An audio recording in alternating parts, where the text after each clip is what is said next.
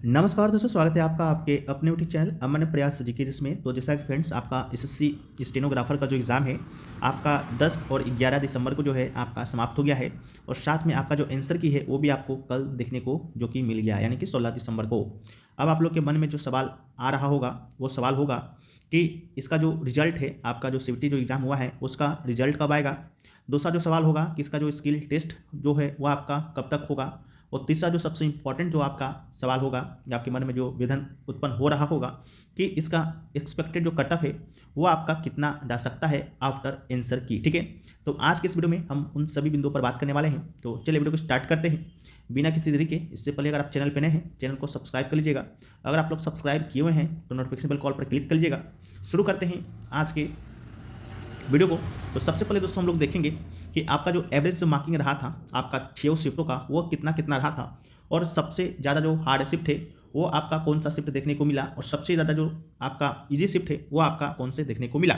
तो सबसे ज़्यादा जो हार्ड शिफ्ट था वो आपका 11 दिसंबर को जो एग्ज़ाम हुआ था सेकेंड शिफ्ट में 12:30 से लेकर 2:30 बजे तक का, वो शिफ्ट आपका हार्ड है जो कि देखा गया है। उसमें जो एवरेज जो मार्किंग आया आपका स्टूडेंट का वो आपका 109.613 आया। ठीक है, उसके बाद आपका 10 दिसंबर को जो एग्ज़ाम हुआ सेकेंड शिफ्ट का ही, ठीक है, उसमें जो एवरेज मार्किंग आया वो आपका 114.62 गया।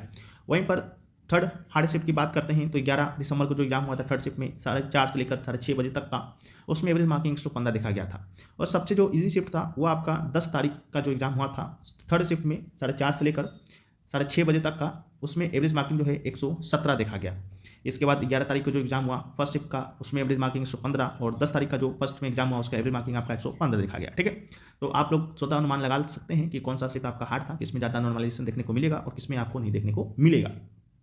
वीडियो में आगे बढ़ते हैं फ्रेंड्स, लेकिन उससे पहले जो भी लोग एसएससी जीडी की तैयारी कर रहे हैं तो उनकी तैयारी को और स्ट्रॉन्ग बनाने के लिए जो टेक्स्ट बुक है उन्होंने एक नया जो बुक है आपका लॉन्च किया है, जिसमें आपको 5000 प्लस एमसीक्यू और 2024 के जो लेटेस्ट क्वेश्चन है उसको भी दोस्तों आपको यहाँ पर इंक्लूड किया गया है। जैसा कि आप लोग को मालूम होगा कि टेक्स्ट बुक की टेस्ट सीरीज का आपका कोई तोड़ नहीं है, वैसे ही आप इस बुक पर भी पूरा विश्वास कर सकते हैं। और एसएससी जीडी 2025 का भी एग्ज़ाम जो है आपका बहुत ही नज़दीक में है, इसलिए अपनी प्रिपरेशन को और स्ट्रॉन्ग करने के लिए ये बुक जो है आपको ज़रूर है खरीदना चाहिए और पढ़ना चाहिए। अभी आपका टेक्स्ट बुक पर सेल चल रहा है और ये जो बुक है आप मात्र और मात्र 277 रुपये में मिल रही है। लेकिन इसके अलावा आप हमारे कूपन कोड को यूज करते हैं APJBK, तो आपको यहाँ पर 10% का जो है एक्स्ट्रा डिस्काउंट देखने को मिलेगा। और ये बुक मात्र और मात्र आपको 239 रुपये में आपको मिल जाएगा।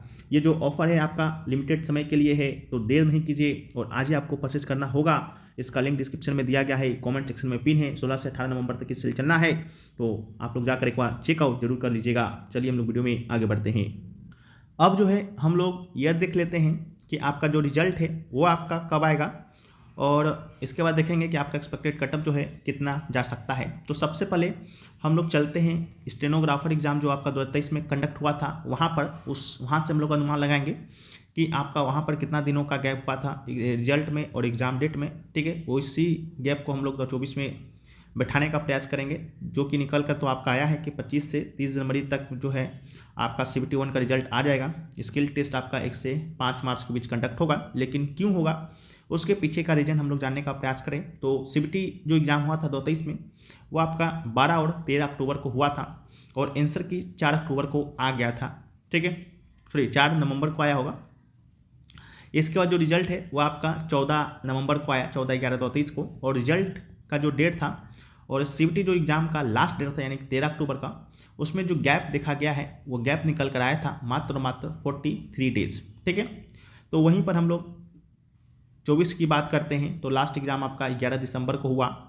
11 दिसंबर से जब हम लोग 43 या 45 डेज़ को कैलकुलेट करेंगे तो वो डेट निकल कर आता है 25 से 30 जनवरी, और 40 से 45 दिन ही आपका ये लगना है। और इसी डेट के बीच में जो है आपका रिजल्ट देखने को मिलेगा।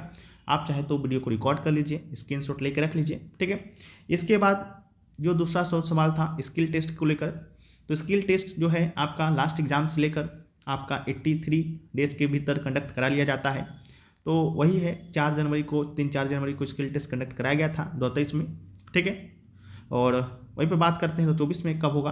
तो 11 दिसंबर के बाद से हम लोग 83-85 दिनों को कैलकुलेट करते हैं, तो वो डेट आपका 1 से 5 मार्च निकल कर आता है। ठीक है, तो इसी डेट के भीतर जो है आपका जो एग्ज़ाम है वो आपका कंडक्ट कराया जाएगा एनी हाउ। ठीक है, तो जो भी लोग का अभी हम जो कटअप के बारे में डिस्कस करेंगे, इतना अगर आपका आ रहा है, ठीक है, आफ्टर नॉर्मलाइजेशन, ठीक है, तो आप लोग जो है स्किल टेस्ट की तैयारी में लग जाइएगा।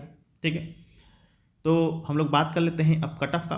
तो कटअप जो है आपका 2 निकलता है, 2 पोस्ट के लिए, एक आपका ग्रेड सी के लिए और एक आपका ग्रेड डी के लिए।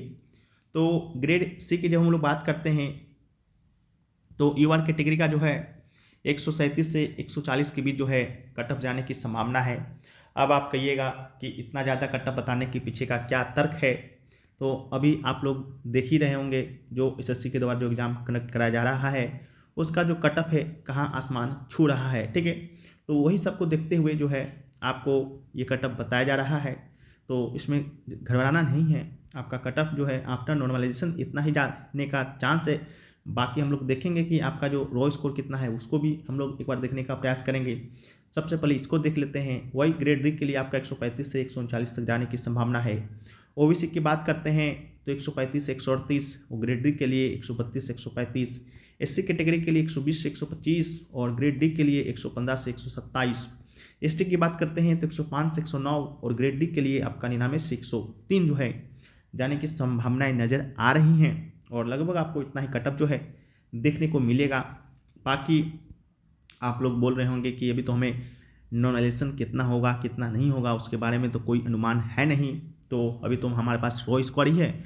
ठीक है, तो रॉ स्कोर की बात करते हैं तो ग्रेड डी के लिए अगर आपका 126 से लेकर 128 नंबर भी आ रहा है तो आप एक सेफ जोन में हैं। इसके बाद आपका ओबीसी की बात करते हैं तो वो आपका 122 से 123, और एससी की बात करते हैं तो 115 से 120, और एसटी की बात करते हैं तो वहीं पर आपका 95 से 99-100 तक का अगर आ रहा है तो आप एक सेफ जोन में हैं। वहीं पर ग्रेड सी के लिए 2-4 नंबर घटा लीजिएगा तो वो डेटा आपको निकल कर आ जाएगा। ठीक है, तो ये सारी चीज़ें थी जो आप लोग कमेंट कर रहे थे, मैसेज कर रहे थे, तो हमने सोचा कि आपको बता दिया जाए। बाकी वीडियो अगर आपको पसंद आया है तो वीडियो को आप लोग लाइक कर दीजिए। चैनल पे अगर आप लोग नए हैं चैनल को सब्सक्राइब कर दीजिए। मिलते हैं हम लोग नेक्स्ट वीडियो में, जब तक के लिए जय हिंद फ्रेंड्स।